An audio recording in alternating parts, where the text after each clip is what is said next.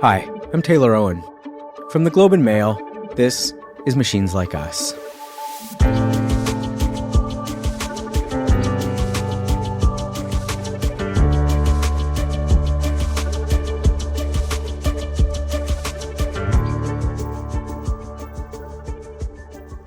For as long as I can remember, Canadians have generally felt two things about America, and they're in deep tension with one another.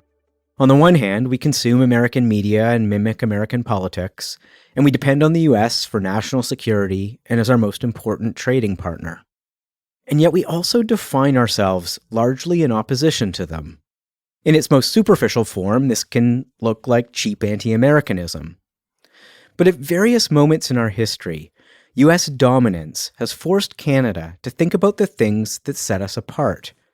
Universal health care, our social safety net, our public broadcaster. America's like our older sibling. We look up to them, while at the same time desperately trying to define ourselves by the things that make us different. This is what makes Trump's second term so jarring for Canada. The US is now both a threat to our economy and to the future of our sovereignty. But that also means that Canadians are now asking what we want our country to be, and whether our reliance on the US is still serving us. While most of us are only just waking up to this, Jim Balsillie has been thinking about it for 30 years. Balsillie is the former co-CEO of Research in Motion, the company that developed the Blackberry. But Jim isn't just one of the most successful business people in Canada. He's also one of the most patriotic, which makes his recent criticism of our country that much more meaningful. As Jim has pointed out, our GDP per capita is currently about 70% of what it is in the US. Our productivity growth has been abysmal for years, and our high cost of living means that 1 in 4 Canadians are now food insecure. But according to Jim, none of this, our precarious economic position, can be blamed on Trump. He thinks that over the last 30 years, we've clung to an outdated economic model and have allowed our politics to be captured by corporate interests. So less than a week away from a federal election, I thought it was the perfect time to sit down with Jim and to ask him how we might build a stronger and more sovereign Canada.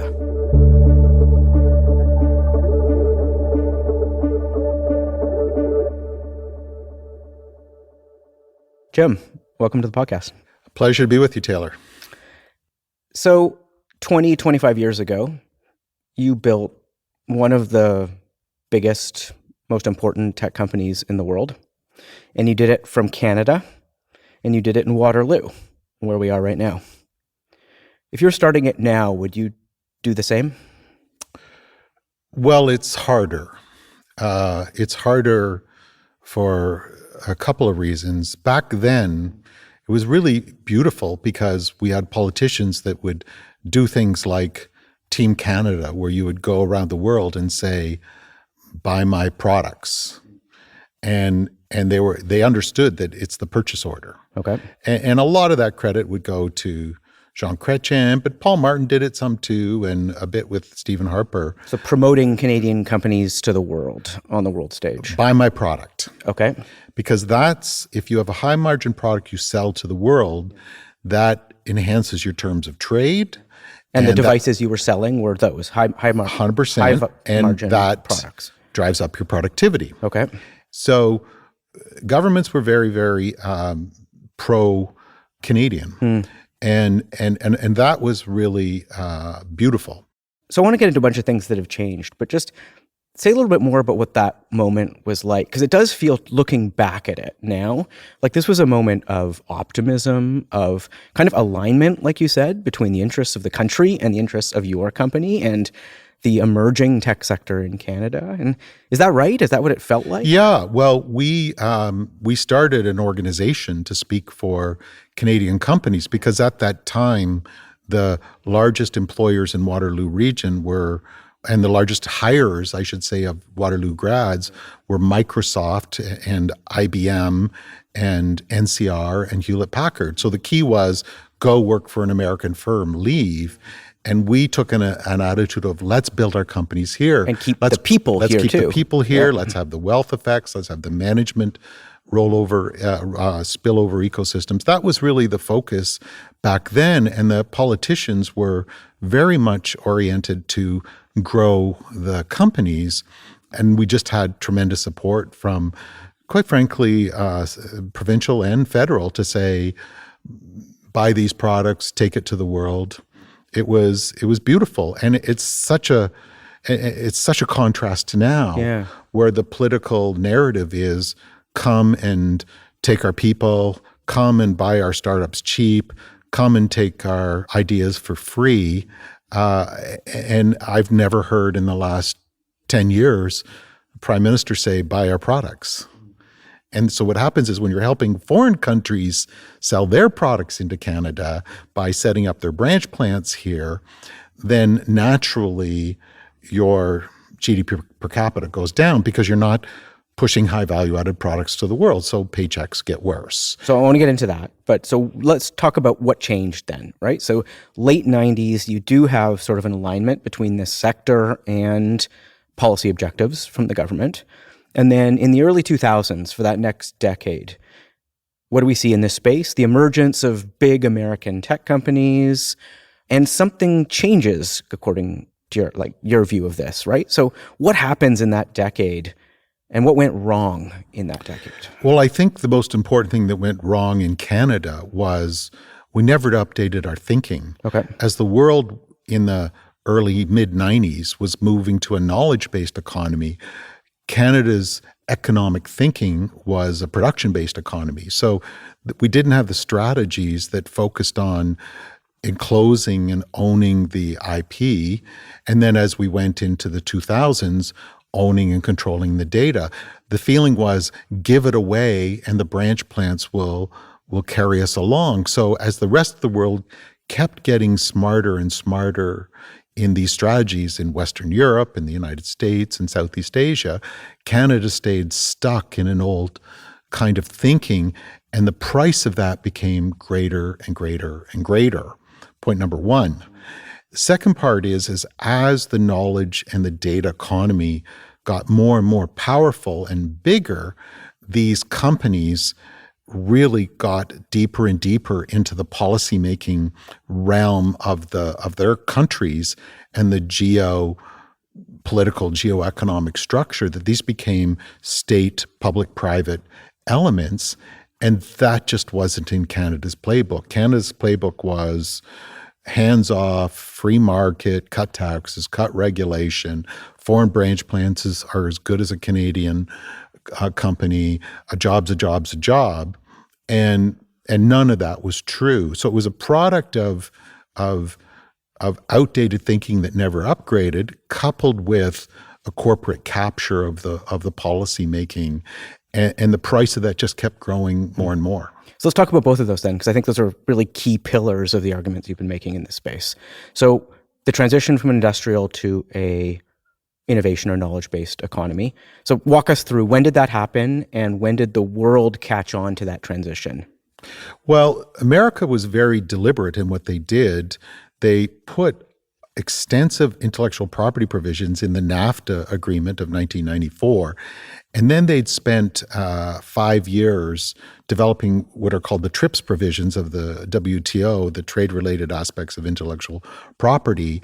And so that birthed the globalization of the global knowledge economy based on IP. So what did TRIPS do? Just pause on that for a second. Well, TRIPS set a whole bunch of rules for the world that you have to respect intangible property or negative rights, that the court system had to enforce the fact that somebody had to stop doing something that somebody else claimed they own, like a patent or copyright or trademark or any designs and processing. So that's what you mean by an intangible? That's an what's intangible. Included under the bucket of intangibles? Yeah, an intangible is what's called a negative right, because it's a positive right is this jacket. I physically own it.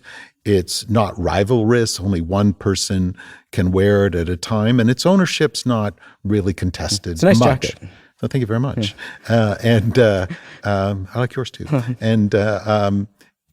the design of this jacket is a negative right, and that means I can stop somebody from designing that. But it's non-rivalrous, which means 1 million people can use that design at the same time. Unless you have ownership over it. That's right. And rights to it. But if I have rights to it, I can give permission to 1 million people for that, and I can collect a rent for that. So I pay you a rent to produce your jacket, and then we both have it. And when you're good at that, then a small number of people can get $5 a jacket for a design. You're very quickly $5 million of revenue, say, a year, and that's what drives up GDP per capita. So you're talking about textiles there, or clothes. But what did the U.S. in particular, who seemed to be driving this new regime, what did they see happening in the digital economy that demanded that transition to a new kind of protections? Well, it was beyond the digital. It was in every economy. There was IP in every economy.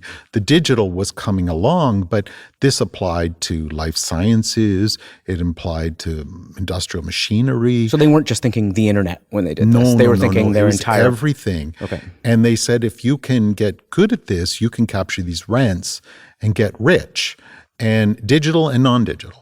And the Western Europeans were very good at this too. They thought the Dutch had a tremendous, the French, the Germans, the Italians, the Northern Italy has got tremendous ownership of these things, very prosperous.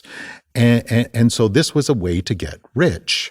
And so that's how the world was percolating at that time. And those that were good at it were getting richer and richer and richer. Now you take the Asian tigers, and they're in this system, so they became manufacturing hubs, and they were starting to create jobs, whether it's Taiwan or China or other parts of South Korea. And these were not very, Hong Kong, these were not very prosperous places at the time. They were emerging. And then as they were doing this, they found that tremendous amounts of the margin was going to the owners of these intellectual property. So they started to create very collective systems to create pools of IP. And they did it in the spaces in which they had expertise in of producing things. Right, so where they had to potential. Lock in the, right. So, yeah, they so if you were good at making TVs, you would lock in or build a system to protect IP. Or textiles or... So it didn't matter the sector, really. Every sector, broad parts of the sector. And so they kept building this increasing part of the value chain where they would own it. And this is a very sophisticated and endemic part of capitalism. Which countries were particularly good at that? So other than the US, obviously. Oh, well, the Japanese, Taiwan, Singapore, South Koreans have been majestic. All Western European, of course. The British were weaker, but the Scandies and the others, and Israel. And Israel was a poor kind of agrarian country 50 years ago. And Canada was comparatively very rich. And what happens is when you're good at this, you eventually start capturing more and more margin. And then before you know it, you're Singapore, an island state with a sovereign wealth fund somewhere around $1 trillion. They don't say it, but it's big. And you get South Koreans with their tremendous prosperity, and Taiwan, of course, and Japan, and on the list goes. And so that was that systemic emergence. And it really became a world of haves and have-nots in this kind of... in this particular part of the economy. Well, it's horizontal, so it's the whole economy. So it became a have and have-not world. Whether this knowledge base was kind of digital software or whether it was linked to traditional economies, manufacturing, mining, energy, agriculture, on the list goes. Anything that uses produces a product or uses a technology. Well, there's no sector that isn't a tech sector. It didn't start that way, but progressively over time, different sectors became more and more knowledge and data driven, to the point where, can you think of a sector that isn't knowledge or data driven? Even when you think about it, it wasn't long ago somebody told me the Calgary Herald made $1 million profit a week. And the big tech didn't invent journalism, but what it did is it used tech and platforms and legal structures to monopolize the intermediation, to grab the profit pool from advertising, never having to write a story. So that game works in many, many forms of legalistic negative rights and We could innovation. definitely go down that rabbit hole. Well, but they're predation structures of value chains because supply chains in the production economy, they're relatively stable. You need somebody to give you that windshield. You need somebody to supply you that gas cap, that windshield wiper. But a value chain is somebody's at the table that you want to get out because they're unstable. They're structurally unstable. So you're always trying to get the other one out of it and monopolize the whole value chain. Whereas supply chains have a natural physical delivery that is stable in its fragmentation. So that they work under entirely different mechanisms. And you have to have a policy framework and an executive leadership class that understands that if you want to do well in this kind of world. Okay, so this new structure emerges for the global economy. What do we do? We did nothing. Canada thought it was the smartest ones in the world because just cut taxes, cut regulations, get out of the way, and let efficiency take you there.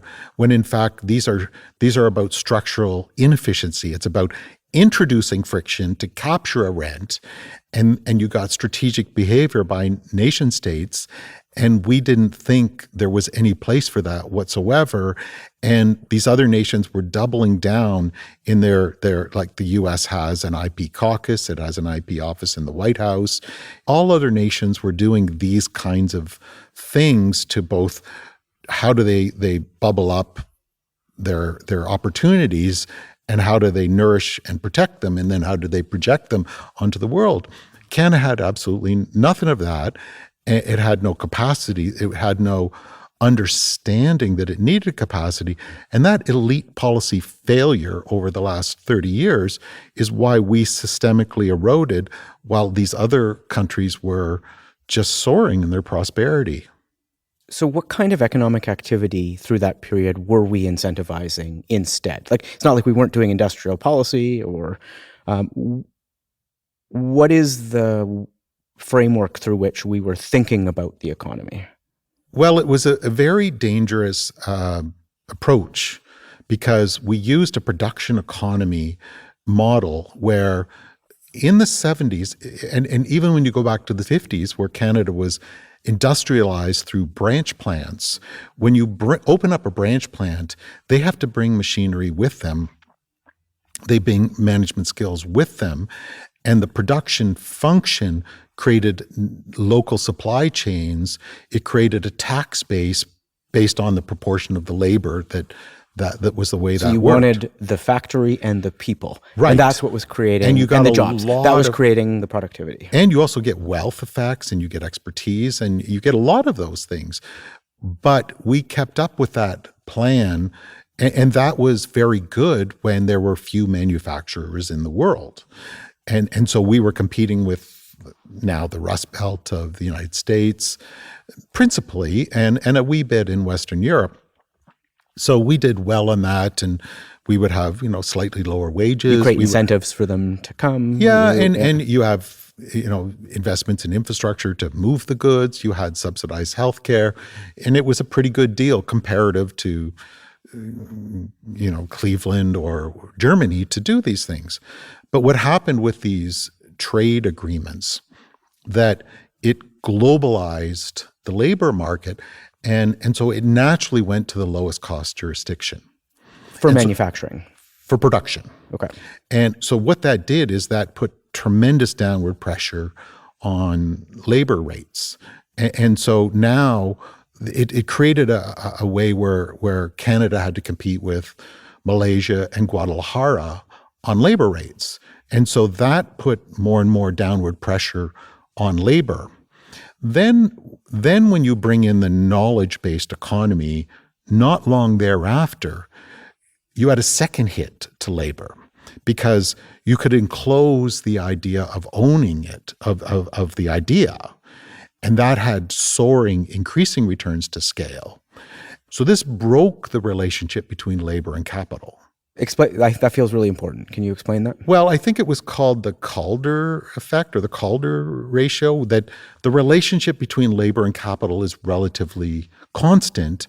But when you globalize labor production to the lowest cost jurisdiction, but you could own the idea and protect it everywhere in the world, not only in your home country. You decoupled the value. You decouple the value from the production function. And so if you own the value, you got increasing returns to scale, which means you spit out capital. And those that are really commodified low-end labor got lower and lower and lower dollars per hour, to the point where what is an automotive worker in Mexico? Are they $3-4 an hour or something like that? And you break that relationship between the capital gets richer and richer and richer, and the labor on the manufacturing gets poorer and poorer.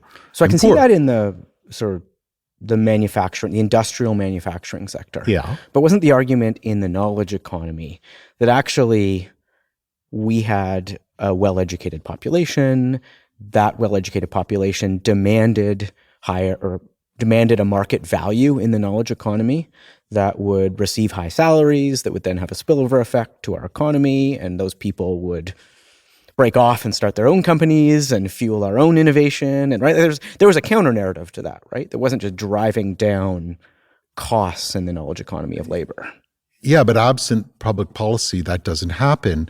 In a sense, we had that same logic for production function, that you will eventually grow up and have world-class companies if you get the production company. If that was true, then Mexico would have 2 or 3 world-class Mexican car companies right now.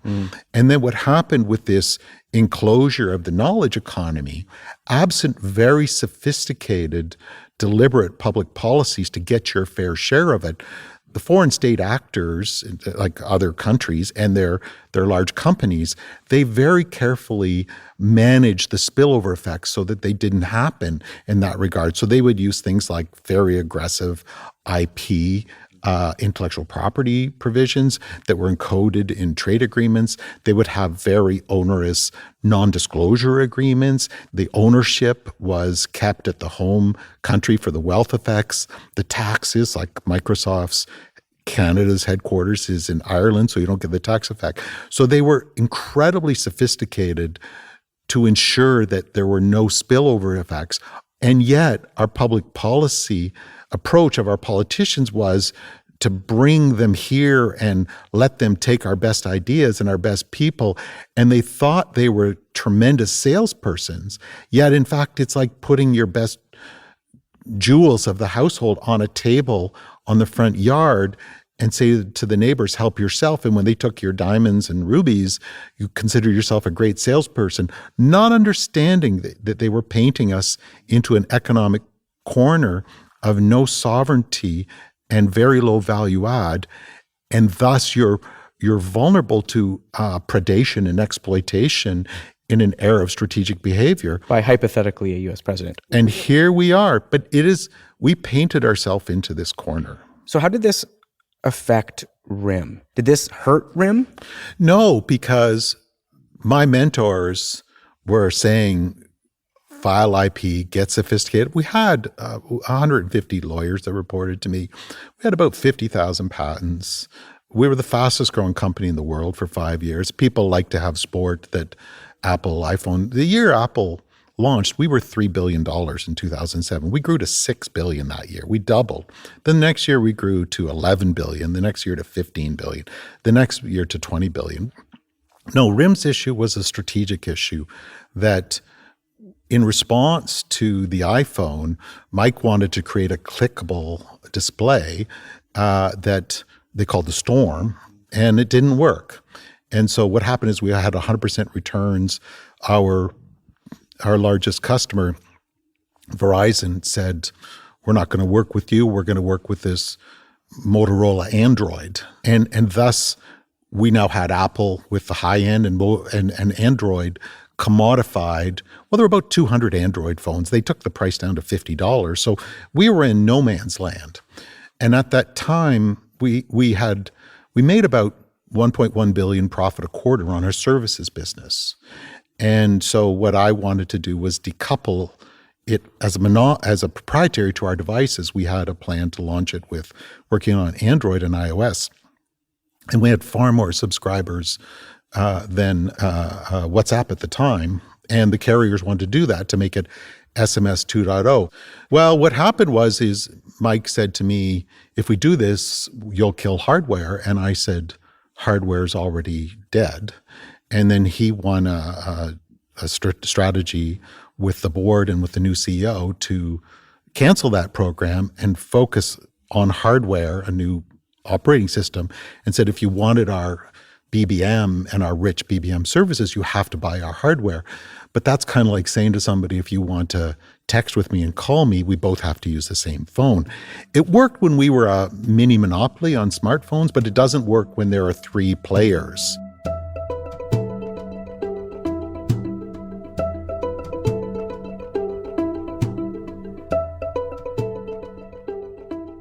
So what was stopping other Canadian tech companies at the time from protecting their IP in the way you did and thinking about the economy in the way you did? Yeah, it wasn't just government. So our issue was a strategic issue, but you have to understand at that time, it was a complete hands-off approach. There was no education. My issue with our business schools in Canada is we teach management, not capitalism. And capitalism is a very technical set of enclosure structures.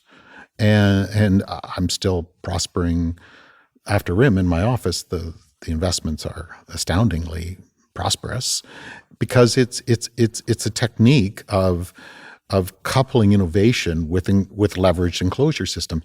Everybody plays the same game. And yet for some reason we don't teach it in our business schools, and we don't have it in our policy ecosystem. I'm deeply involved in our policy community, and I understand the gap in Canada that in the birth of this knowledge economy, we created an innovation strategy at the same time of these in 94.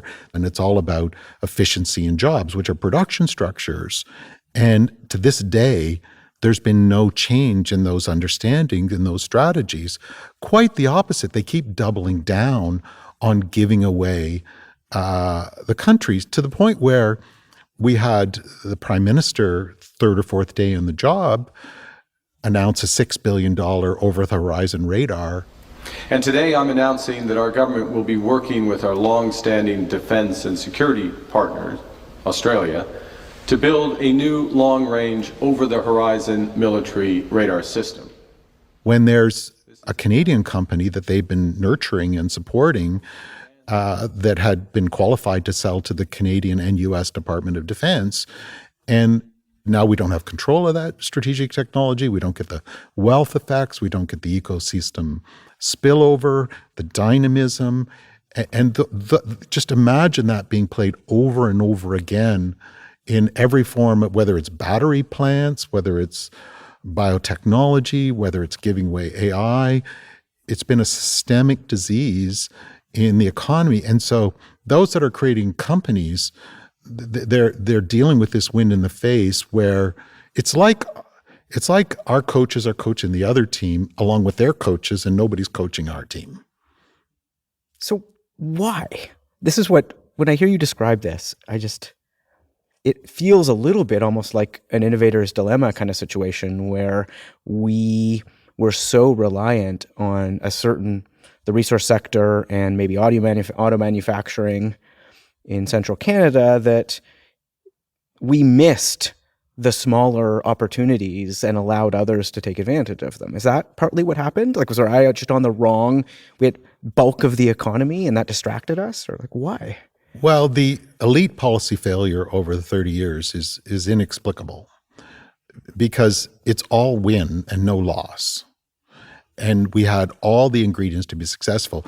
We had very smart, very talented innovators. We had promising companies. We had smart researchers. We were coming up with world-breaking ideas. We had lots of resilience in our economy to orient to this stuff.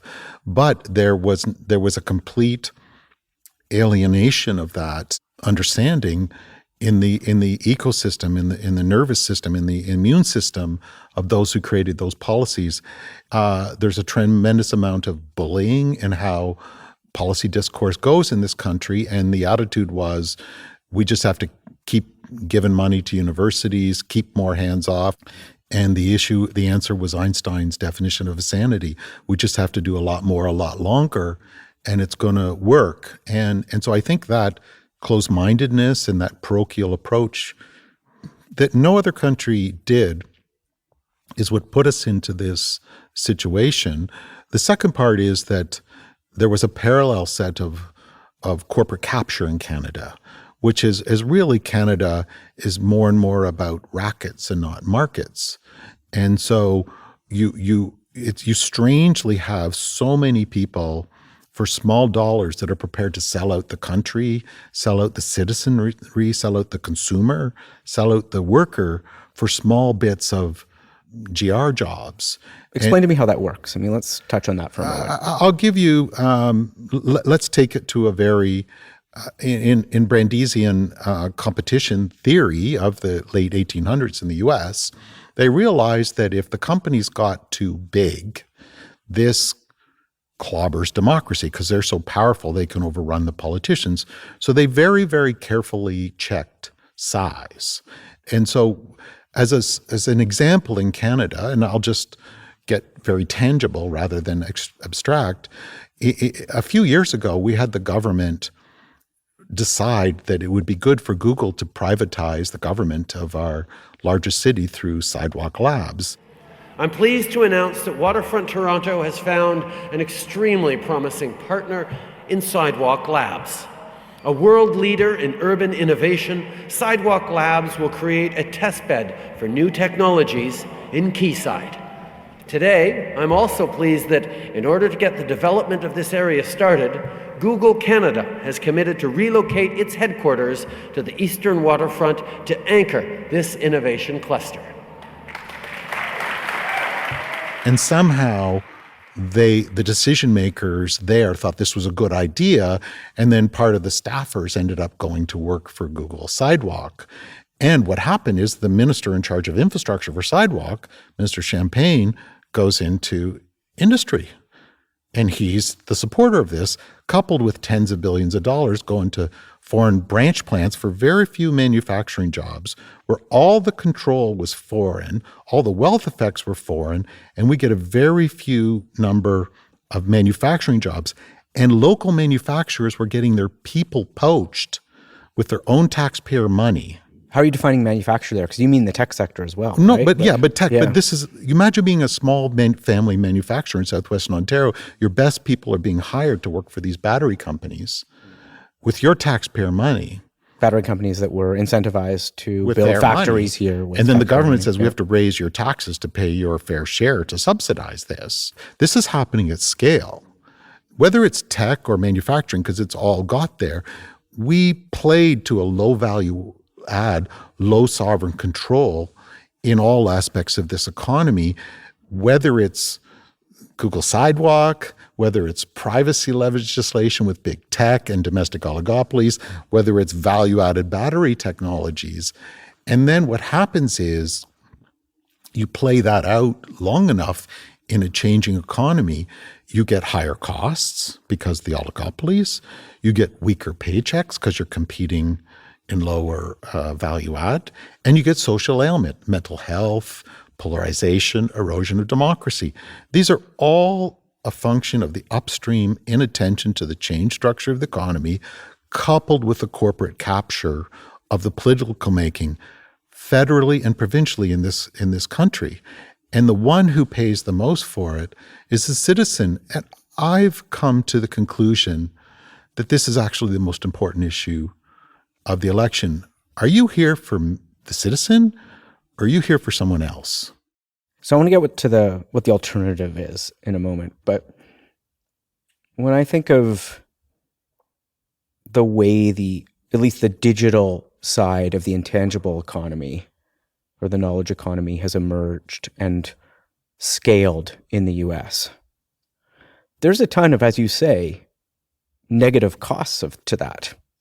You might have higher GDP because you have trillion-dollar companies, but Uber isn't great for Uber drivers. Well, so like, how do you take the benefits of that intangible economy, but also make sure that you have low inequality, that you have high living standards, that you have equitable workforces, that you have non-monopolistic behavior of your private sector, right? All the things we know came on the back of that economy. Well, I mentioned the original sin in Canada, that the revolution happened and we didn't know it.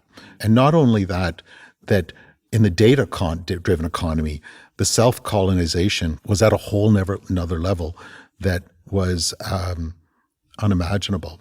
And what you get in these structures, as I said, you get increasing returns to scale, which means you get richer and richer and richer.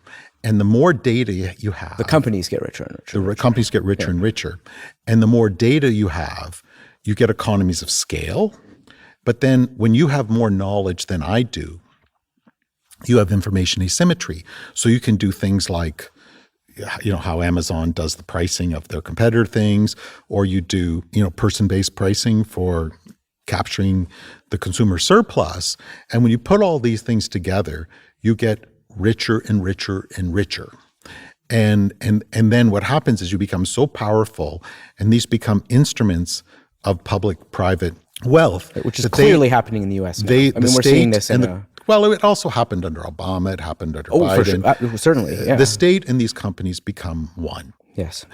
And of course, the original sin of this structure is it breaks the relationship between labor and capital, which means the rich get richer and the poor get poorer. So I guess what we're getting at is was the risk to just going all in on that model at that moment too? For the U.S.? For us. Well, we didn't even know. Do we really want an Uber in Canada that? Well, we didn't even know that the structure of it. And then second of all, our look at the announcements this week. I mean, Siemens does a research plant in Ontario and it's being celebrated. And it's just, you're going to have people trained on taxpayer money, tax credits based on research here, subsidies from the government, and you get a few okay jobs with all the spillovers going abroad. But when you have you have to understand that if you just think of the job as an atomized element and you don't think of participating with your own healthy firms, a few people get okay jobs, but it's not enough value add effect to raise our GDP per capita. Now, you said in the data-driven economy, it's taken the commodification of labor to a whole nother level, and that's create structural economy. And that is the original sin of the economic structure of the knowledge and data-driven economy. I don't know how you solve that. I think it's going to take tremendous rethinking of this, and I think that's for young scholars. And you brought up the second part of it, that nobody here has ever paid anything or much for these online digital services. So you're paying some other way and they're appropriating public good for private gain. And do we need to govern for this? Or, example is, I think the average, obviously there's the mental health of children, which is horrible in this social media, and the total lifetime value of a customer, say on Facebook, is $300. I would say, here, take the $300, don't wreck my kid. So this is a very, very poor bargain for individuals and for society, and that's at play in the ungovernedness. And welcome to here we are, but we are absent a policy expertise to govern the knowledge and data, coupled with an outrageous amount of corporate and regulatory capture. And the one who suffers is the worker, the consumer, and the citizen. And that's where we are. So maybe that's the other thing then, that not just we, but America, even more so than us, got wrong in this economy, was not just to capture the value, but to also regulate the externalities of that ecosystem. Yeah. So the U.S. just let it rip, right? And that was probably Obama. For sure. I mean, he supersized it all. Without question. And well, then it's on him. It's on a sequent. I think there's 20 years of a lack of regulatory oversight of this sector. Well, once you push the toboggan around the road and it gets going fast enough, who pushed the toboggan in that direction? Particularly when you're benefiting from the tool and it all upside and the economy's flourishing, so that's and so on the and so forth, right? co-conspiracy of the political corruption, and round it goes. And so here how we do you are. view this tension then? Because this is often what you hear in this debate is that, like, look, we should have created an environment that protected and scaled the certain part of the economy in a real way. But you don't often hear that paired with, and we also should have regulated that sector more in a more sophisticated way, like through privacy regulation, which you've argued for, like through ad regulations, like through kids' online protections, right? Like, do these things go hand in hand? Yeah, but the thing is, Canada got all the harms and none of the gain. So we didn't do either. No. Yeah. So it seems to me it's a twin failure. So we get to right? be poor, expensive, and hurt. It's a great bargain. This I sounds want good. to Sign me thank, up. I want to thank our political leaders and policy community for failing this generation. And I have to say one thing to those that are more senior in the older voters. I think you have to give a tremendous nod to the younger people and say, we have to leave this campsite better than we found it. We didn't. What do you want us to do? And if I had a younger person that was in this kind of stuff and they said, this is who I want and this is how I want to vote, I have to give a lot of deference to that. I say, I have to follow what you want here, because this is not a time for irresponsibility and selfishness. I don't disagree with that, but not to get political, but right now it's split. The young vote is awash right now in the polls this week. Well, I don't know which young people should we trust. Well, the issue is you have to, this has been a long policy failure. This has been an older demographic that has done very, very well, and it's eroded all of the elements. They harvested all the trees they got to sit under growing up, and they didn't plant new trees. So I think you have to start to think about what trees do you plant, not what's in it for me this year. And we're in a very difficult time of transition, but it's of our own making. The attitude of a sentimental and naive view that it's a rules-based international order, when strategic behavior has been going on rampant for decades, and Canada did not think about it, did not adapt to it. Now, Trump just took it to a whole nother level.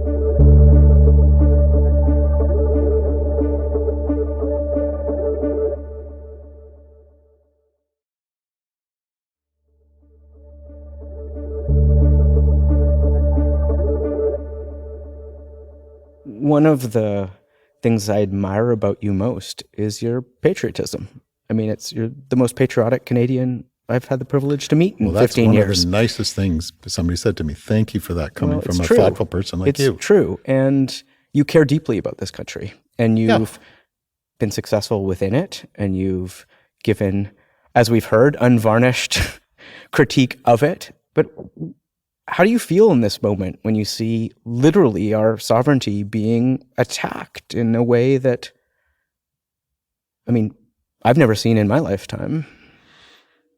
Well, I've seen it being attacked. I mean, when you're going to keep giving tens of billions to foreign battery companies, when you're going to allow private companies to privatize government in our largest city. So you see Trump now and his aggression as just a manifestation, a more explicit manifestation of our relationship with America as it's degraded. No, Canada's problem is not Trump. Canada's problem is Canada. Pogo, I've seen the enemy, and the enemy is us. And we would be a wonderfully prosperous, proper costed, very good income, very safe country if we just take the boot off our own neck. And you think that would protect us from a potentially expansionist America that wants because we've territorial subverted expansion? ourselves so much that if we stop self-subverting through the corporate capture of our political decision-making, what's been a decision in the last 10 years that you can point to that helped the citizen, lowered costs, increased paychecks in this country in a wildly geostrategic, hugely turbulent world? Give me one example federally, provincially, of something that's helped. One of those, there's three forces: Costs are too high, paychecks are too low, and there's social, emotional, political disruption. Tell me one thing that federally or provincially in the last decade that you thought made progress on any one of those forces, and I will give you dozens that set them all back. Yeah, I don't know about the ratio. I mean, I do think... Name one. I think some of our tech policy... Like what? Like, I'm not going to defend this fully, but C-18. We clearly took on tech companies. Yeah, it did. What's been its effect? $100 million from Google a year, predictable funding to journalism for 5 years. Oh, come on. It's not nothing. I don't utterly dismiss that. I mean, I'm critical of the policy for sure too, but like, it's now something you they create a lobbied heavily captured against. structure. Everyone's given a few crumbs. Well, and it's an ex post. $100 million a year into the journalism sector is not nothing. What did it used to be, and what's their revenue in Canada, and what's their power in Canada? I mean, look, I think that's clearly the right question, right? And like, I think there's other ways you could go at some of their capture of the ad market, for example, that might have been more effective. If that's what you're going to hang your hat on, wow. Given them all the ability to, and what do you think Google's and Facebook's revenue is a year in Canada? It's billions. Tens of billions. Yeah. Yeah. So no, I know. So the redistribution is some fraction of a percent. Yeah. No, I agree with you. And they still have the control. I guess my only point is it's something that they didn't want to happen, and or was it just and then Facebook says, I don't care, I don't need you anymore, and Google does the little bits here, and there's all kinds of who gets it and how is it. Yeah, I think because I agree. I mean, we don't disagree here, because I think the corporate capture here is huge. Quebec in a federation, besides in a federation, except for Quebec's privacy legislation, name one thing subnationally done in this past 10 years, given there's tremendous division. Not a lot. And all you got is $100 million coming from Google, who's gone. How many $1 trillion have they put in their market cap in that era? And we get a crumb. Yeah. So that's no way to run a country. What does the alternative look like there, do you think? So obviously your argument is across all sectors and all political parties. And all political parties, and I hear that. But let's take the tech sector, right? So if we play out how they've taken advantage of the very model you're talking about, right? So Google, Microsoft, Meta all create labs here. They invest in AI labs, and they hire some Canadians, and we incentivize them to do that, right? Didn't Google close down their AI lab in Alberta? Yeah. After the number 3 AI center in the world. Yeah. Of all the patents in Alberta, number 3 there's about 1.5 million, there were 1.5 million granted AI patents a year and a half ago. I'm sure it's much higher now. And number 3 in the world was Edmonton. Do you know how many of those patents are owned in Canada from all their research? 0. Yeah. So, and similar things happened when Hinton left the country, right? And all that went to Google. Right. So what should we have done instead in that moment? Own the ideas like every other successful. And how do we, so just spell that out a little bit more for me. So how would we have done, so let's just say Hinton's working in his lab at the University of Toronto. He's working on, his machine learning advances. What should the government have done in that moment? Canada took strategies that no other country in the world did. Okay. So for some reason, you can get 30 years of government funding, taxpayer funding, to do research. Yep, as he did. All of this was funded by public money. And then you are allowed to give it away based on a narrow private decision.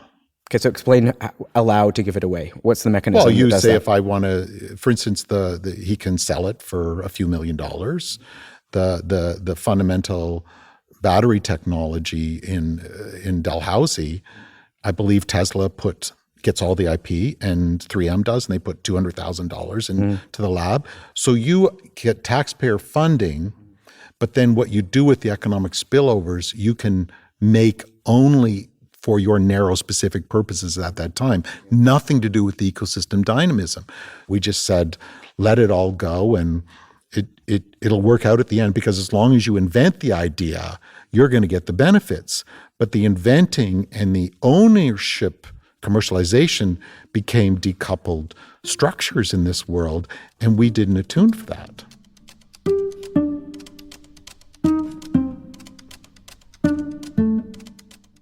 What do you make of people now who are kind of flirting with more economic integration with the U.S. and Well, like who? Kevin O'Leary? And I think at the end of the day, Canadians and Americans, their DNA is the same in terms of what they believe in, freedom. They fought in multiple wars together. I say let's make this happen one way or another and end up the strongest entity on earth. Well, Kevin O'Leary is a useful idiot to the Americans. And the fact of the matter is, Canada is not going to have any union with the U.S. There's no mechanism for it. There's no desire for it in the U.S. There's no desire for it in Canada. The issue is will Canada be Puerto Rico without a passport? So what do you mean by Puerto Rico without a passport? It means, well, Puerto Rico is poorer than the poorest state in the U.S., but at least you get a passport to come into the U.S. And Ontario right now is below the poorest state in the U.S. It used to be 4 or 5, up there with Michigan and New York. So based on what measure? A GDP per capita. But surely that's not the best. I mean, surely quality of life is better in Ontario than it is in the lowest GDP per capita states in the U.S. by most measures. I just think that's a very questionable thing to say. If you want to go to Missouri and you can spend $200,000, $250,000 and get a 4-bedroom house and all that, and you look at the erosion, like health outcomes, life expectancy, inequality, I'm sure all of those are worse in Missouri than they are in Ontario. No? Well, you look at all of the public safety, and you look at the inequality in Canada, and you look at the quality of the health system, and you look at the cost of living, including accommodations. I think those are all problems. If you were given a paycheck of X dollars and you had a choice of living in Toronto or in a chosen place of Mississippi, I'm not thinking they're quite as divergent as they used to be. What's that? I'd choose Toronto. It depends on what your paycheck is. What if it's $60,000 a year? Still probably. The issue is... You're right, at some level it becomes you look at more the and more cost of difficult, accommodations clearly. And all that kind of Absolutely. stuff. You have a number of people Which with, is why people with dual incomes in Toronto and and they're in food banks. Food bank lines have doubled. I know. 1 in 4 Canadians atrocious. have food insecurity. Yeah. This is non-trivial consequences. And the whole point of it is this erosion, wherever you fit on a scale, Ontario and Canada is not where it was when I was 30 years ago. Yeah. It's a marked difference, and it's a function of this inattention. So if we want to flirt with something with the U.S., Mexico is arbitraged blue collar labor. We can be arbitraged white collar labor.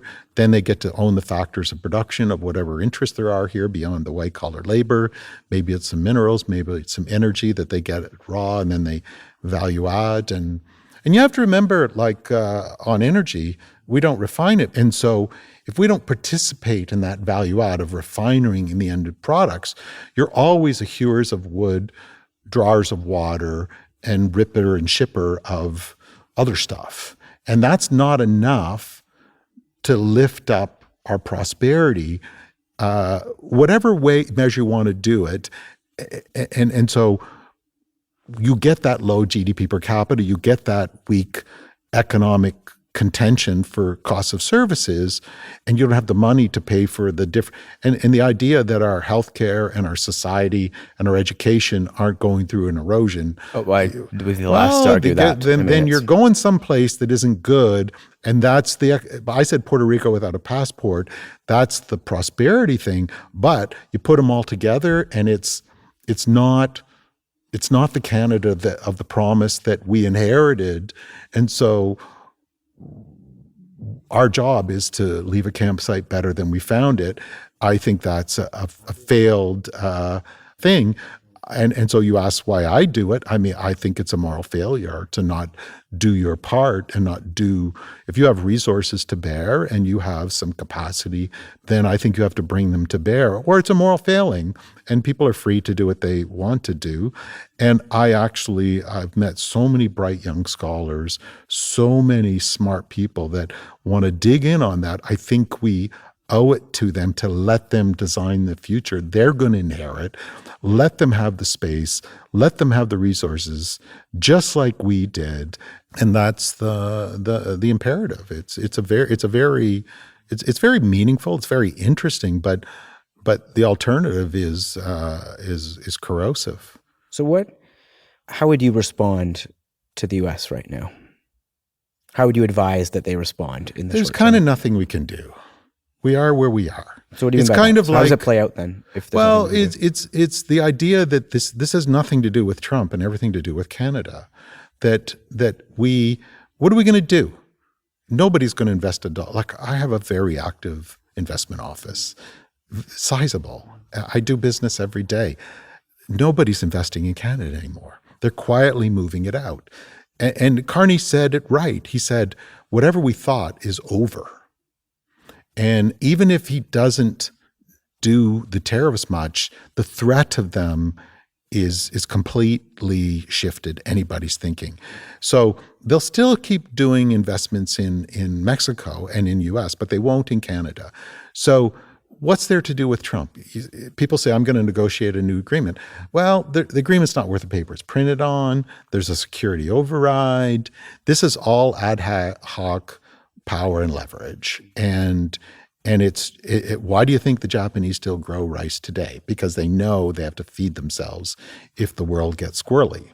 And so all roads for Canada are to create a more sovereign country. And you get this strange chirping from the right that says we can't be North Korea. Let the free markets reign. And I haven't seen a free market in decades, if there ever was one. And so the idea that you help your companies be strong domestically and internationally, it's kind of like tutoring your own kids or coaching your own Olympic athletes. And it's like, no, we need a free market. No, you want to coach your athletes and your people to be competitive into the world so that you win the gold medals that you're very proud about. Business is no different. And so how do we start to reconceptualize ourselves in this nature of the world? So let's make that concrete then, right? So what do we do? Well, I think people are feeling really vulnerable right now. And like that feeling is real. And like I certainly feel it. Yeah. And like it does feel like we're under attack. And I'm sure there's many things we've done in the past that are to blame, but I'm also pretty sure that we have a slightly more aggressive manifestation of this now in the White you House. don't want an So what do we Ontario do? premier and industry minister giving $30 million last week to Ferraro, an Italian chocolate factory. I think we can buy some cocoa and sugar and stir it in a machine and put it in a wrapper and sell it for 3 times that cost and do that at So scale. you're saying we should become candy makers. That's our future? It's symptomatic of that. When you have our battery manufacturers leaving here because of the way we disown them, if we make ourselves dependent on one customer for our oil, effectively a monopsony, and then they sell it back to us and we don't do value add. Does that mean picking sectors that we want to be in? Are we back to sort of that? No, I think idea, we just or- have to stop the stupid and take the boot off our own neck. And whether it's how we reconceive the advertising market for our own publishers, which I think could be done. Agreed. I think that's a huge potential win. And you look at, our media system, everyone says more money, less money to CBC. Is this really about a full stack content creation, or is this about the public good of the presentation engine and reconfiguring the tens of billions that leave in ads? I think that's the public good in an economic structure, not that their content is 10 times better than the content that we can do here today in a changed production cycle. But there's still a full stack producer in a changed era. I think we're going to have to say, how do we do more? Well, look, the idea of automotive parts crossing the border is over. And so you're going to have to say, how do we participate with non-American production structures? Or we have to say, how do we do more a value-added set of Canadian cars? And they go, yeah, but I won't have 200 models to choose from with 30 different colors.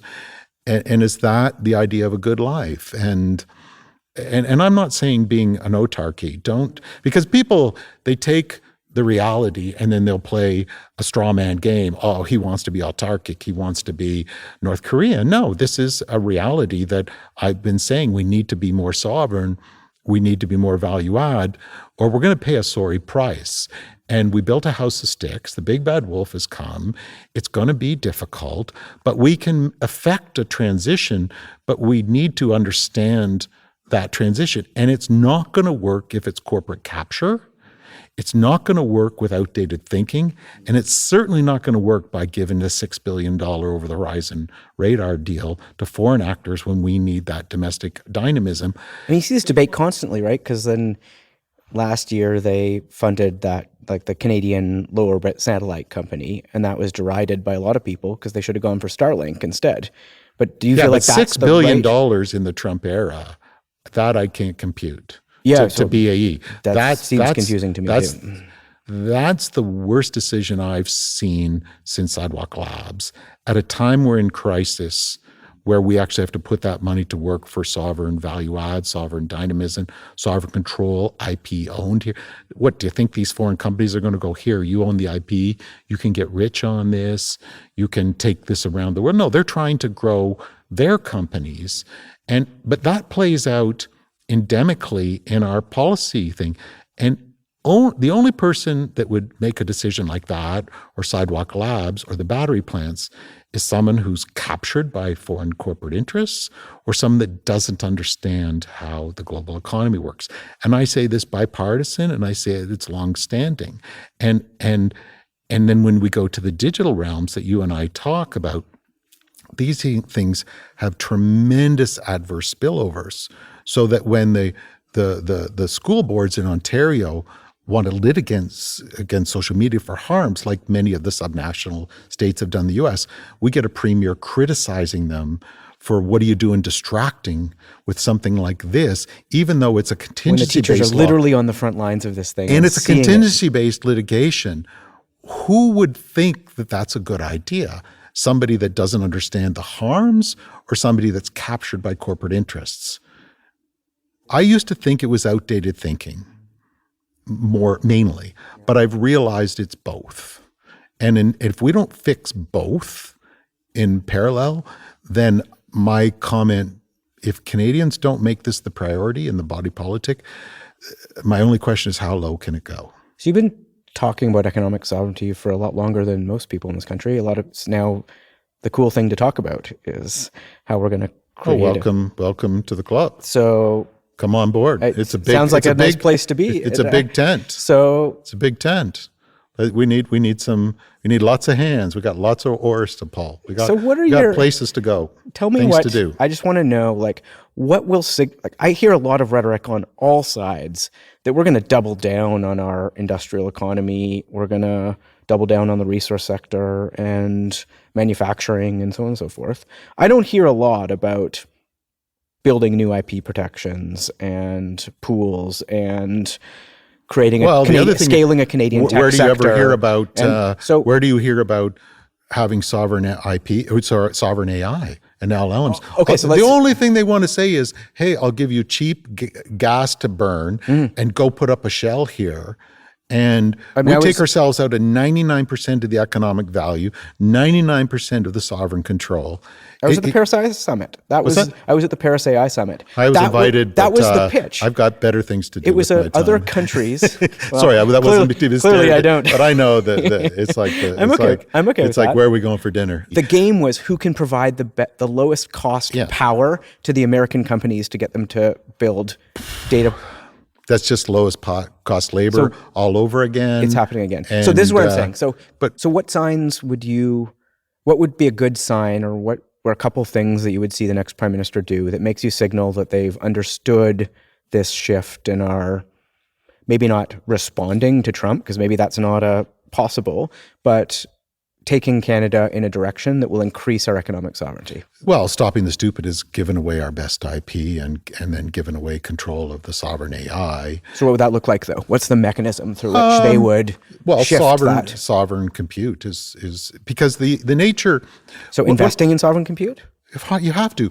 If you look at, if people know the U.S. Patriot Act, the U.S. Cloud Act, a U.S.-based cloud company in Canada must give the US government access to the data if they request it, and they cannot tell us that they've asked for that. Now, people would say the President of the United States would never do that. So if you don't have sovereign compute, then you're beholden to somebody else taking it anytime, any way they want. Yep. Do we double down on what we've done, or do we say that was a mistake and it's a changed world? What does a reimagined Canada look like? And so I think you have to own your IP. You have to truly own your AI top to bottom, including the IP for AI. You have to start to focus on domestic firms with high value added and sovereign control.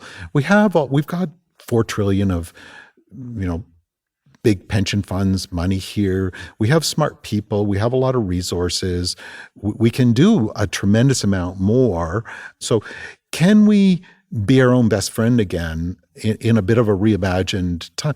I actually think it's a time for reimagination. That's what I'm trying to get at, I guess, because I really think that we're in this moment where probably it's hard to imagine another time in the last 30 years that was more, where there was more opportunity for the vision you're describing. Well, 30 years since World War II. I'm sorry, 80 years. Sure. So we're in a singularly unique moment. Yes. And I want to know what I should be looking for, what people listening to this should be looking for signals from the next government that they're learning the lessons that you're saying we should learn from what happened over the last 30 years. Yeah, I have to say to everybody, you have no idea how captured the political decision-making process is in this country.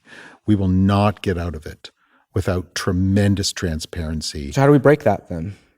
Well, the problem is the actors in the political system have taken over the process of serving forward candidates who then take their narrow rent-seeking benefits for that, and the body politic suffers.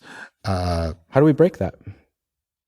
I think we have to have a national conversation on that. And I've laid out, I can give many, many more examples, but each of these are horror stories for the Canadians, and yet they just sail right on through. And so I think we need tremendous civic engagement in terms of lobby registries, transparency. I think whoever wins, if they take this transparency of decision-making to a whole new level, then we can actually get decisions that benefit the citizen and the consumer and the worker, because we haven't had those. And the thing we have to learn about colonization is very important. For somebody to be colonized, they need local enablers. So Trump can only do his job with local enablers. So we can stop this by stopping the local enablers. And we parallel that with updated capacity. And if we do it, I think it's going to be a far, far better future than the last 10 years have been. And we will have Trump to thank for waking us up. But it's only if we seize that waking up. Well, thanks, Jim. As always, it's a pleasure to talk to you and learn from you. Loved it. Good to see you.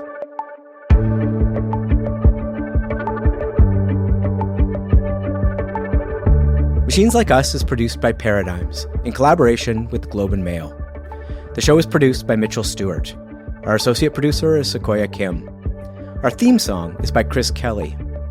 The executive producer of Paradigms is James Millward. Special thanks to Matt Frainer and to the team at the Globe and Mail.